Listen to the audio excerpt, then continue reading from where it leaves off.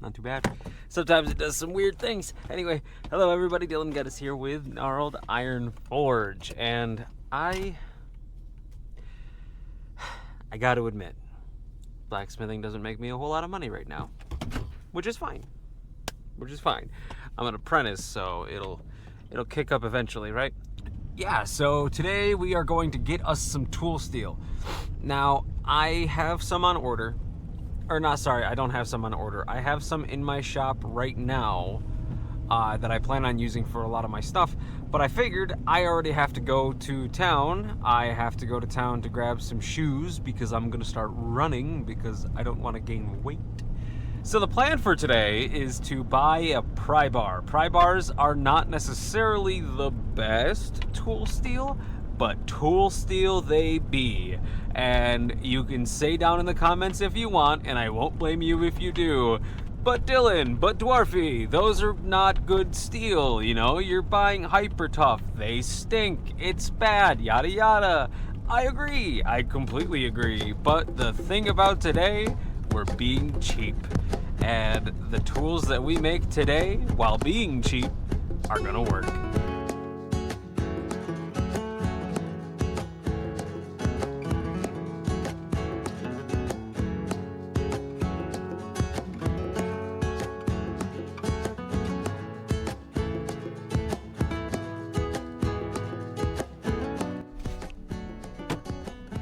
Well, that was slight bust. Got my oil filter, got my shoes, got the fiance a little gift because she's gonna freaking love that, and it was only $3. But the pry bars that I'm looking for are a lot cheaper at Tractor Supply, so we're gonna go there instead. I didn't realize how expensive they were here. We're trying to save money here, not spend it. Rightio. $15. Got myself a Job Smart 24-inch crowbar. And we will be able to make a lot of tools out of that.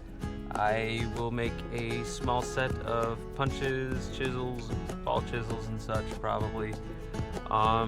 This guy specifically? I don't know, we'll find out. See you in the forge.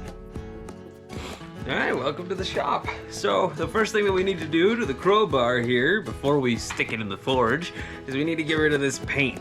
Now, it's just a primal feeling whenever you're holding something like this. At least for me anyways.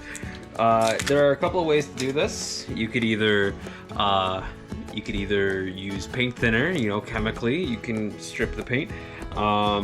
You could burn it off if you're feeling antsy and you're in a well-ventilated area, preferably completely outside. You know, not a bad way of getting the paint off would be just to chuck this entire thing into a bonfire, if that's good for you, and then just walk away from it. And then a day or two, when it's nice and cooled off, it probably won't have any paint on it. The way that I am going to do it today is mechanically. I am going to use the belt sander. Now, if you're doing the belt sander, please just do me a solid. Wear a respirator. I'm not going to be wearing a respirator today. That's entirely my own foolishness. Wear a respirator if you're doing stuff like this, okay? Thank you.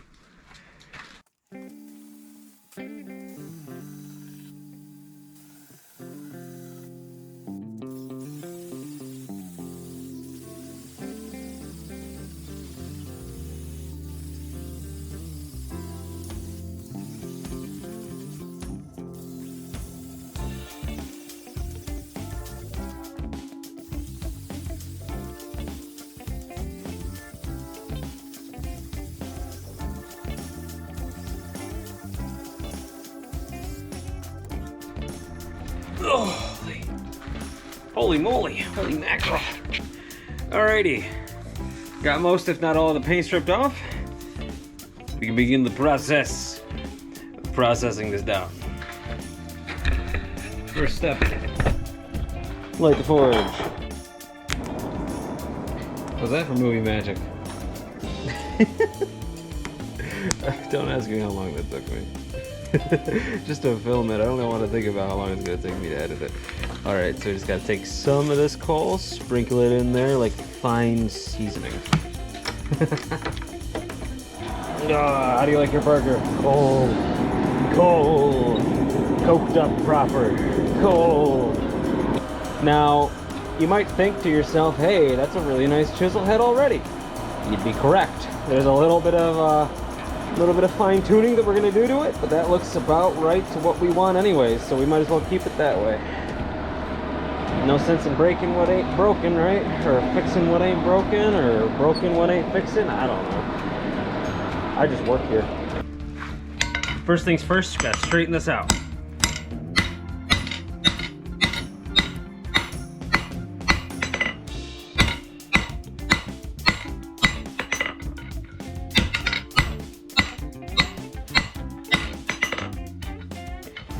Alrighty. Make sure she's nice and straight, and that's looking good to me. Now, you can leave it just like this if you wish, and then cut it off. I am going to give myself probably about that much room. Just with the head hanging off there, that'll be a nice little way to hold it.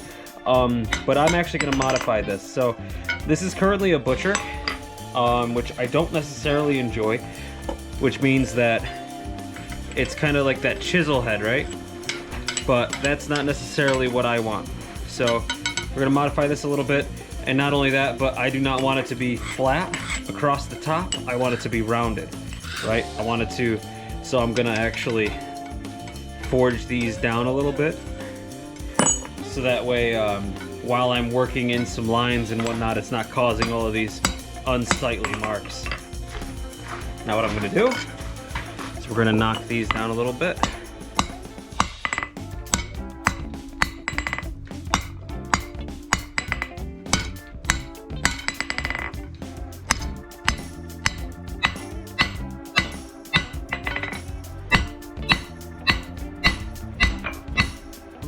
We're gonna switch to a rounding hammer.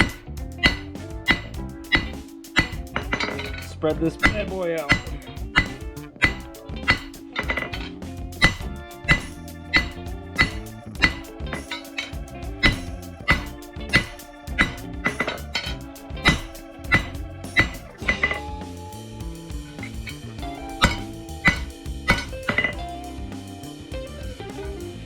Ready-o. I have to go pick up the fiance, so I shall return momentarily. I want to go right about there.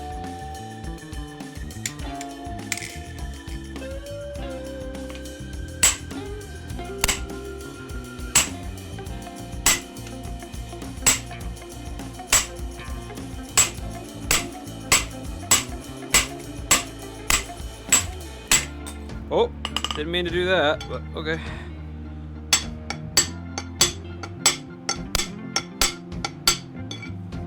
It's still a little small. I cut it off a little short. We're just gonna upset that end a little bit, just to make it a little flatter of a surface to strike. And then we'll work on finalizing the shape of the chisel head.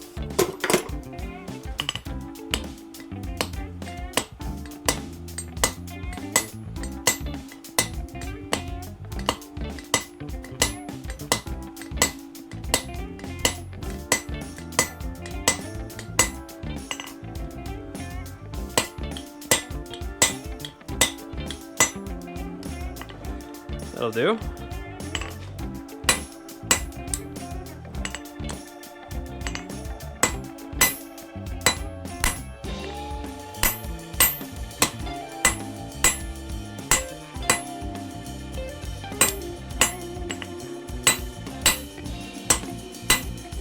Yeah, it's a little shorter than I would like it to be, but that's okay. We're gonna start refining the actual chisel head of it now.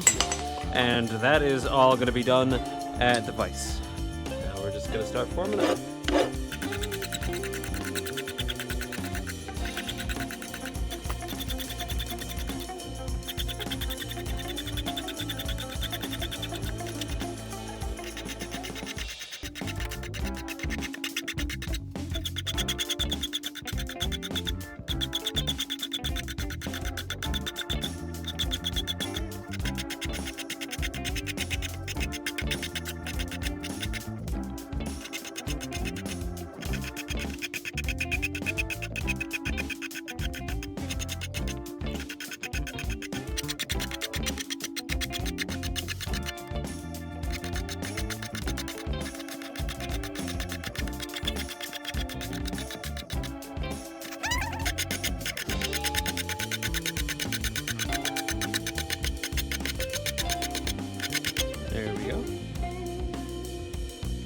Not looking too bad. You know, it's not pretty, it's not perfect, but, you know, entirely done by hand from a crowbar. Not too shabby. We got to get our oil ready. So let the heating begin.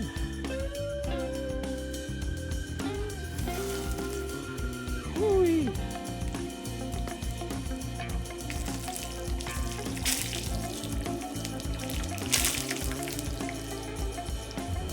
Nobody doesn't react like that.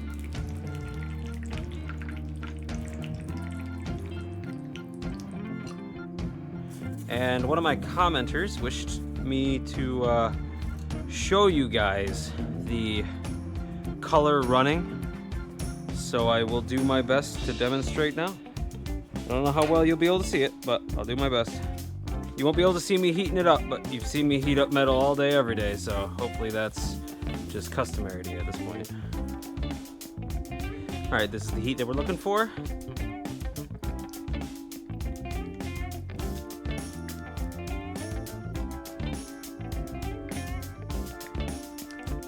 Now we're not quenching the entirety of the blade, right? Keeping that spine hot. Now you see how it's blue down here but straw up there. So I just used a drill to shine the material so that way I can see the bare steel under the oxide. And you can see how right in here, it's that like golden color. Right along the blade. Got a little hot right here, which is fine. So essentially you cool this area off completely, right? Cool this off nicely. Then you scratch it either with a hand brush, a powered brush, belt sander, what have you, whatever you have close by. Scratch it up with that, and then you'll be able to slowly see this color change and change and change, and that's called running the color or running the temper. Now, what this allows you to do is it allows you to harden and temper it all in one go. So you harden it very quickly, immediately, and then you leave. So you would, instead of just heating this area up, you'd heat this area, quench this. You don't want this to be like red hot because that'll be too hot, and it'll run way too fast. You want it at like a really like low black heat. And then you scratch it, like I said, you'll watch the colors slowly grow, and you're looking for that golden straw towards the edge. And that means that this bad mambo jambo is good to go, and we hit the right spot. I'm very happy to see that. Now, you can make this as pretty as you want. I think I'm going to beautify it just because it's my very first, like, large chisel that I've made. So I think I'm going to spend a decent amount of time with it at the belt sander, and I'll get back to you when that's done. There you go. Nice little chisel. Not too bad, not too bad. It's a little sharper than I would like, I'm not gonna lie. I'll keep it just for hot work though. Alright, that's all the time that I got for this episode. If you like it, or video, this is a video, this isn't episodic, at least I don't think it is anyway. If you like the video, please like it. If you dislike the video, feel free to dislike it. Let me know why in the comments down below as to why you either liked it or disliked it, so that way I might better make content for all you lovely individuals in the future. Seriously, it's an absolute blast making all of these things for you. And for myself, I mean, I'm still doing this, I mean, this is, oh golly, this is day 25 of me being an apprentice, an official apprentice, so I got a lot of work ahead of me, but making my own tools is a huge part of it. I have made, it is not on that bench, it is over here. Out of 01 tool steel, I made myself a little punch here, a little half-inch round punch. I will be making a lot of things out of tool steel for myself, but for YouTube and such, and I will be using these tools probably for the rest of my career, unless something drastic happens to them. I will also be making them out of random tool steel. I will even make some tools out of mild steel. I might even make some tools out of rebar, scrap steel, and the like. Anyway, thank you all so much for joining me for this fantastic project. If you like this kind of content, please consider subscribing. We just do nothing but blacksmithing here, and sometimes some vloggy stuff, and I might even vlog my honeymoon. Yes, I am getting married at the end of the year. and I'm very excited. We're going to Washington D.C. and I might do a little bit of vlogging there. Who knows? Who knows? Who knows? Who knows? Anyway, thank you all so much, and I hope you have a blessed day. Have a good one. Bye.